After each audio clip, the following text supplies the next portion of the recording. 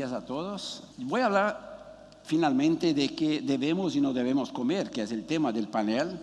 Pero antes, como yo soy muy cartesiano, tengo que decir algunas cosas antes, ¿no? La salud se puede mirar de varias maneras. Hay un concepto limitado de salud que ya no se usa y que ve la salud como la ausencia de enfermedades, simplemente.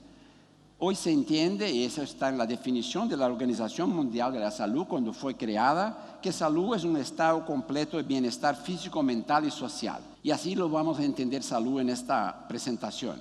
Definir la alimentación es mucho más complicado y no hay consenso, mismo entre los académicos, pero les voy a presentar mi definición de alimentación. Y empiezo mencionando una definición limitada de alimentación que ve la alimentación, que la reduce a la suma de los nutrientes que existen en los alimentos que consumimos a lo largo del día. En esta visión, los alimentos serían apenas transportadores de nutrientes. Hoy la ciencia nos demuestra que esto está lejos de ser verdad. Y alimentación involucra otros aspectos. Pero este concepto limitado de nutrición, que se ve mucho en las guías alimentarias antiguas, tradicionales, que ve los alimentos como transportadores de nutrientes, lleva a soluciones muy malas. Por ejemplo, a soluciones de pensar que es posible crear un producto, un único producto, como este que existe. Esto no es ficción, es basado en un filme de ficción científica de los años 70 con Charlton Heston, y que ahí era un astronauta que no tenía otra cosa que comer sino un producto que es este, que se vende, que se puede comprar aquí en Chile, en Argentina, y que en teoría fue creado por un ingeniero de informática de California que estaba un poco harto de gastar mucho tiempo comiendo.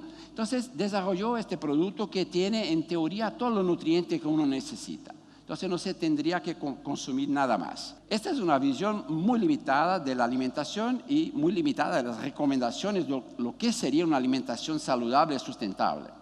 Lo que entiendo por alimentación tiene que involucrar al menos 3 aspectos. Los alimentos que consumimos, obviamente, claro, con sus nutrientes, pero alimentos no tienen solo nutrientes. Tenemos que considerar el alimento con todas sus sustancias. Tenemos que entender que la gente no consume ni nutrientes ni alimentos, sino que combinaciones de alimentos, comidas. Y hay una sinergia, como les voy a mostrar enseguida, entre los alimentos, así como hay una sinergia entre los nutrientes dentro de cada alimento. Y finalmente los modos de comer, si no entendemos cómo la gente come, dónde, a qué horas, con quién, haciendo o qué, no vamos a entender, por ejemplo, cómo podemos regular el balance de energía. Si queremos entender la epidemia de obesidad, tenemos que entender no solo lo que la gente consume, pero cómo consume. ¿Cuáles son los mecanismos que van a relacionar estos 3 aspectos de la alimentación con la salud? Alimentos tienen sustancias, por ejemplo, antiinflamatorias, sustancias antioxidantes, que no son nutrientes, pero que tienen funciones muy importantes para nos proteger de muchas enfermedades, sobre todo enfermedades crónicas. Estos nutrientes y no nutrientes en los alimentos están combinados en una manera muy particular, en una manera que hace un sentido evolutivo para el organismo vivo que produce ese alimento y para el organismo vivo, nosotros, los humanos, que vamos a consumirlos. Así que los alimentos son estructuras que podemos, así como Stefano Mancuso dice que las plantas son inteligentes, podemos pensar que los alimentos son también inteligentes. Y hay 2 americanos que lo definen muy bien lo que serían alimentos. Son agrupamientos no aleatorios de compuestos creados por la naturaleza bajo control biológico evolucionario. O sea, todo lo que existe en el alimento tiene una razón, un sentido. Un ejemplo mejor que tenemos de alimentos inteligentes es la leche materna. Claro, la leche materna tiene proteínas, tiene carbohidratos, grasas, minerales, vitaminas, pero tiene mucho más. Más de 100 sustancias son conocidas y hay las que seguramente no conocemos. ¿Y qué tipo de sustancias? Por ejemplo, recientemente se descubrió que en la leche materna hay una cantidad de azúcares, de oligosacáridos, azúcares que el recién nacido no puede digerir. Entonces, ¿por qué está este azúcar en la leche? Si el recién nacido no lo va a digerir. Este azúcar es el substrato para bacterias que el niño tiene en su intestino grueso y que bacterias cuyo crecimiento van a impedir que bacterias patogénicas crezcan. Entonces, hay, como les dice, toque tiene un alimento, tiene un sentido. El problema es que cada vez más no consumimos los alimentos naturales y cada vez más consumimos productos alimenticios, que son imitaciones de los alimentos. La leche materna, por ejemplo, tiene un producto que son las fórmulas infantiles. ¿Y qué son las fórmulas infantiles? Son tentativas de la industria de imitar la proporción de carbohidratos, proteínas, de vitaminas, minerales que hay en la leche materna. Pero no pueden imitar a sustancias, algunas que ni sabemos que existen, ¿no? La leche materna, por ejemplo, es más, porque es tan inteligente, la composición de la leche materna en grasa varía a lo largo de la mamada. Y esto que enseña o estimula al niño a saber que ya está suficientemente amamantado. Por eso no vemos obesidad en niños que son amamentados. La amamentación, la diferencia entre niños amamentados y no amamentados, la ciencia nos muestra, es enorme en términos de infecciones, mortalidad, incluso desarrollo intelectual. Entonces, claro, si no hay ninguna posibilidad, las fórmulas mejor que la leche de vaca, pero las fórmulas infantiles no llegan ni cerca del valor que tiene la leche materna. Pero esta diferencia entre alimentos naturales y productos o alimentos artificiales no existe solo en relación a la leche. Los cereales, por ejemplo, aquí las copias son más groseras. Tenemos un cereal que tiene todo este agrupamiento de sustancias que son desarrolladas a lo largo del tiempo, que atiende a control evolucionario, y tenemos del otro lado un cereal que obviamente en este caso ni en términos de nutrientes es parecido. El primer componente de este cereal, entre comillas evidentemente, es el azúcar. Tiene fibras, por ejemplo, pero no son las fibras que van a funcionar como funcionan los alimentos naturales. Hay copias aún más groseras, ¿no? Como una fruta y una bebida sabor fruta. Y todos estos productos, ellos no tienen el alimento. En este caso, por ejemplo, hay 1% de polpa de fruta deshidratada. Y claro, el marketing intenta nos convencer que estamos consumiendo naranjas. Les dice que alimentos son más que nutrientes, comidas son más que alimentos. Y en este caso los mismos pesquisadores, ¿cómo definen comida? De una manera muy interesante, comida sería una mezcla no aleatoria de alimentos desarrolladas, ahora no solo bajo control biológico evolucionario, pero bajo control cultural. Las mezclas de alimentos, las comidas, traducen las culturas alimentarias. La dieta mediterránea, la dieta de Asia, la alimentación de Brasil, de los Andes. En varias regiones del mundo van surgiendo culturas alimentarias que van combinando alimentos en una manera a optimizar su aprovechamiento por el organismo y también en una manera de no agredir al ambiente. Así que las culturas alimentarias tienen que ser entendidas como patrimonios de cada sociedad. En este caso también tenemos ejemplos de la comida real y las imitaciones. Entonces, en este caso, por ejemplo, tenemos este producto que es otra vez una imitación grosera porque es una pasta de pollo o sabor pollo que no tiene 1 grama de pollo. No solo alimentos son importantes, comidas, pero también los modos de comer. Y hay bastante evidencias hoy que nos muestran que la capacidad nuestra de saber que ya consumimos la energía necesaria y no más que nos va a llevar a la obesidad, esto depende mucho de dónde comemos, qué estamos haciendo cuando comemos, etc.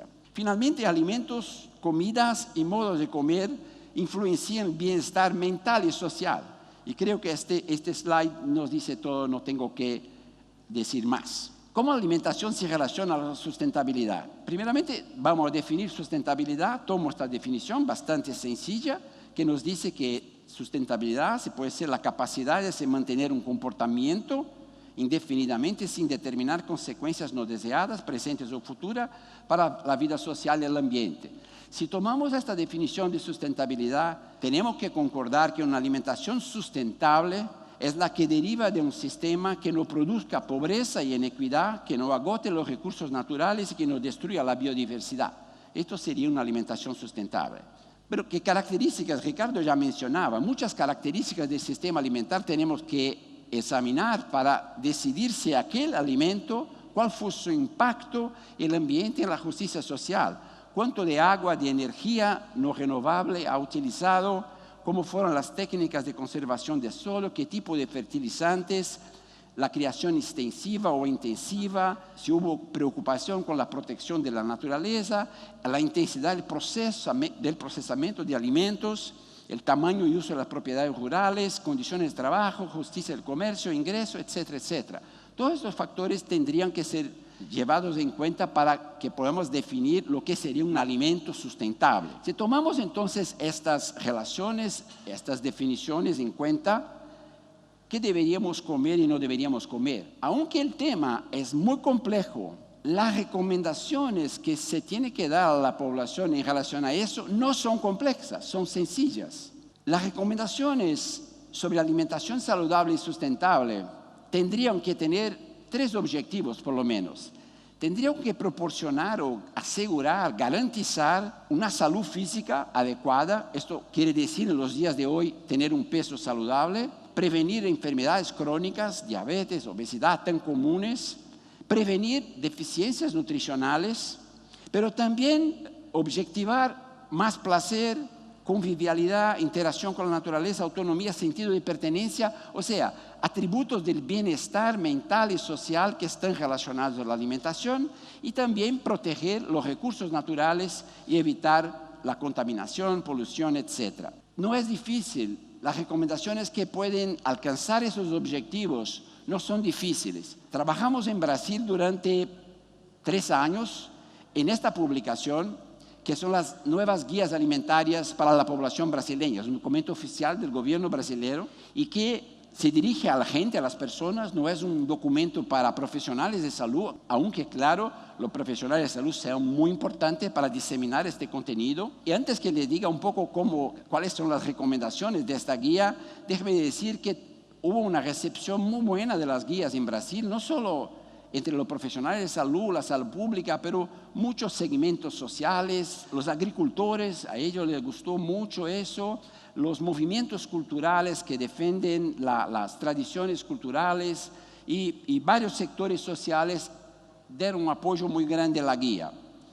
En la prensa internacional también hubo bastante elogios y por eso me atrevo a traer aquí a ustedes un resumen de esta guía alimentaria.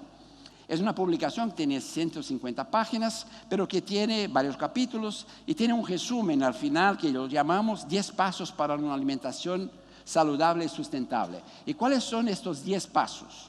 Como les dice, estamos nos dirigiendo a la gente, al pueblo, a la gente de todas las clases sociales, todos los niveles de escolaridad, etc. La primera recomendación se refiere a los alimentos naturales, este es que lo mostré a la izquierda de los slides, o mínimamente procesados. Y la recomendación dice que tenemos que hacer de una gran variedad de estos alimentos la base de la alimentación. Gran variedad significa consumir granos, verduras, raíces, frutas, nueces, leches, huevos, pescado, carne, con una importante observación. La mayoría tiene que ser de origen vegetal.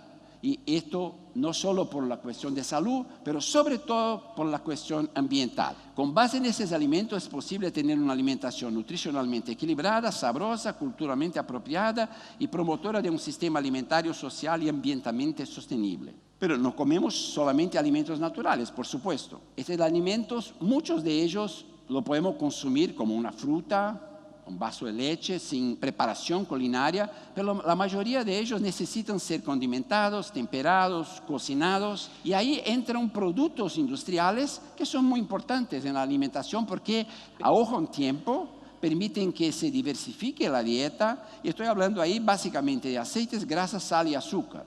Pero ¿cuál es el problema de estos? Estos son sustancias, no son alimentos, así que tienen que ser usados en la cantidad menor posible.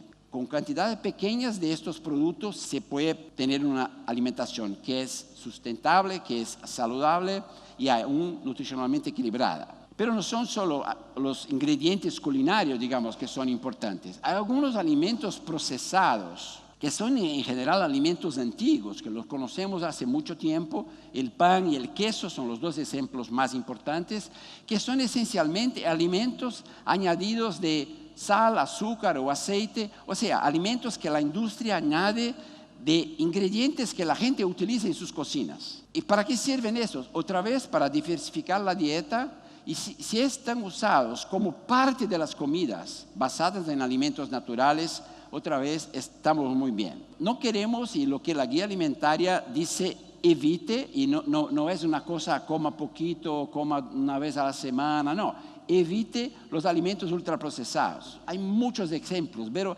esencialmente son alimentos que no están basados en alimentos naturales, son fórmulas, son formulaciones que tienen aceites, grasa, sal y muchos aditivos, porque como no tienen alimento, no son interesantes o no serían interesantes. No tiene textura, color, no tendrían cosas que los alimentos tienen. Entonces la industria lo que utiliza es toda la ciencia de alimentos moderna que produce aditivos que van a imitar los alimentos. ¿Y por qué no debemos consumir? ¿Por qué debemos evitar estos productos? Primeramente, sus ingredientes los hacen nutricionalmente desequilibrados, ¿no? La gaseosa nos fornece azúcar, nada más, y por ahí vamos.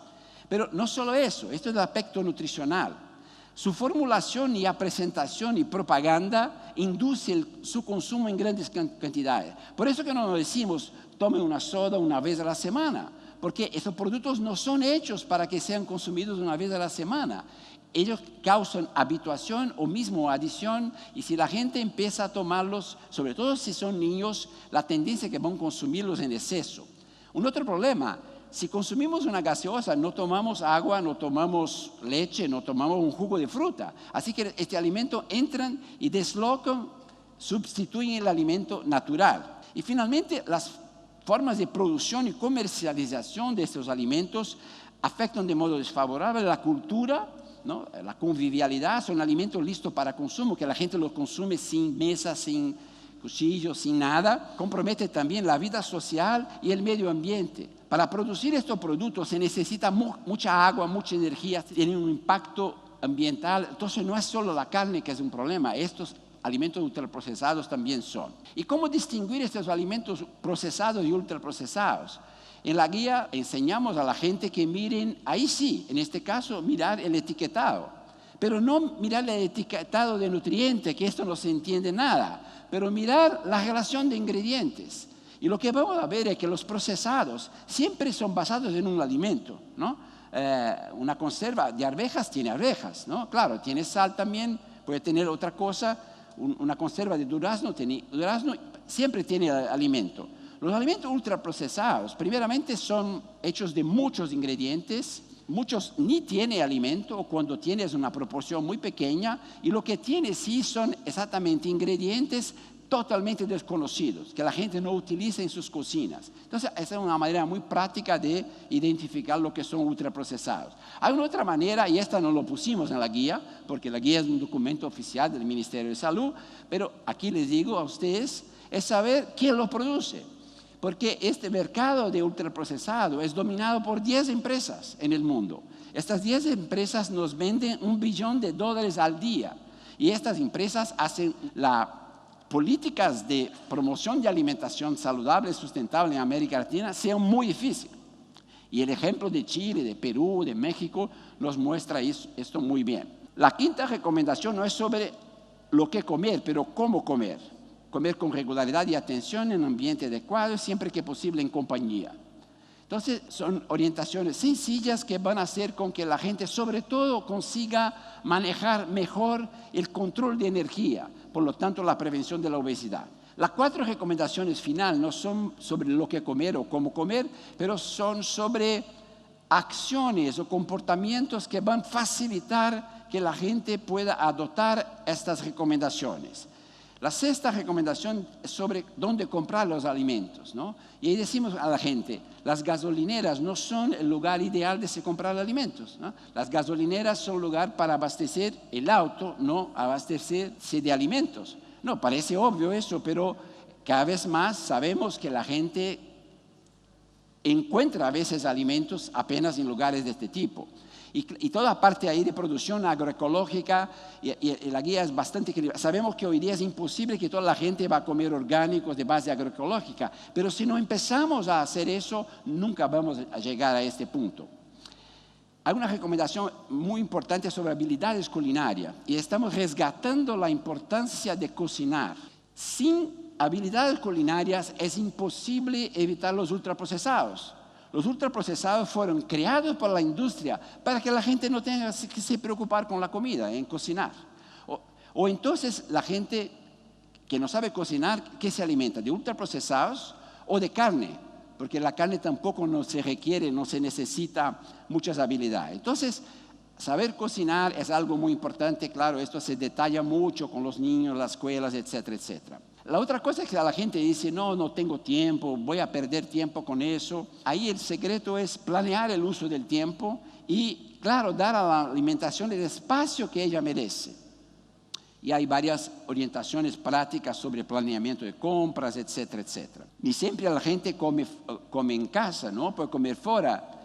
Nos decimos que la gente tiene que comer y tiene que cocinar su propia comida. Es interesante que a veces por lo menos cocine su propia comida, pero está bien comer la comida cocinada por alguien, por un ser humano. Pero esto no se encuentra en las cadenas de fast food. Entonces decimos claramente, para evitar estas redes de comida chatarra y procurar lugares donde se puede comer comida de verdad. Y finalmente la última recomendación, y esto creo que es la única guía alimentaria que habla, otra vez una cosa obvia, que dice que el objetivo de los anuncios es vender, no informar o educar al consumidor. Todos sabemos eso, pero las guías alimentarias ignoran eso. Nosotros insistimos y con la idea de que sea importante enseñar a los niños una mirada crítica sobre la publicidad. Y en todas estas recomendaciones nos dirigimos a las personas en dos calidades. Como individuos, padres de familia, por ejemplo, en este caso, ¿no? Enseña a tu hijo eso, aquello, pero también como ciudadanos. Y la guía dice claramente que como ciudadanos, o sea, como representantes de asociaciones profesionales, comunitarias y como electores que votan y eligen sus políticos, procure saber lo que los políticos piensan de la regulación, por ejemplo, de la publicidad de alimentos y dirija su voto llevando en cuenta ese aspecto. Evité de propósito les presentar evidencias científicas sobre los problemas con los ultraprocesados, pero todo esto que les estoy hablando y que está en la guía alimentaria brasileña está basada en mucha investigación hecha parte por nuestro grupo, pero parte por muchos otros colegas del área de nutrición y salud pública. Pero quiero terminar con esta publicación que tiene en inglés y en español. La guía alimentaria tiene español, inglés y portugués, está en la internet. Pero esta publicación, que también se consigue en la internet, está en español y en inglés, salió hace pocas semanas, nos da una idea de cómo el consumo de alimentos ultraprocesados en América Latina empieza realmente, en realidad, con las ventas de kilogramos por persona por día de alimentos ultraprocesados en 80 países. Lo que ustedes miran ahí, que es el campeón, digamos, del consumo de ultraprocesados en los Estados Unidos, con más de 300 kilos por persona por día. Pero Chile no está mal, 200 kilos. Mucho más que Argentina, un poquito más que Argentina, pero mucho más que España y Francia, por ejemplo, que son países de alto ingreso, más que Brasil, que Colombia, que Perú. Entonces, este es el cuadro que nos muestra dónde está Chile ahí, que creo es importante. Y no solo que el consumo es elevado, si notamos la evolución de las ventas de estos productos. En 14 años, de 99 a 2013, miramos que en Chile empezamos con 120 kilos por persona por año y ya tenemos 200. Entonces, un aumento de casi 100% en 14 años. Y esto ocurre no solo con Chile, con todos los países. Y este, que es el último slide, nos muestra cómo la evolución anual de las ventas de estos productos se relaciona con el promedio de peso, de índice de masa corporal, de los adultos. Y miramos que hay una asociación muy fuerte entre estas dos variables. Nada más que agradecer su atención y les dar muchas gracias en mi nombre y en nombre de mis colegas que trabajan conmigo en Brasil. Muchas gracias. ¿Sí?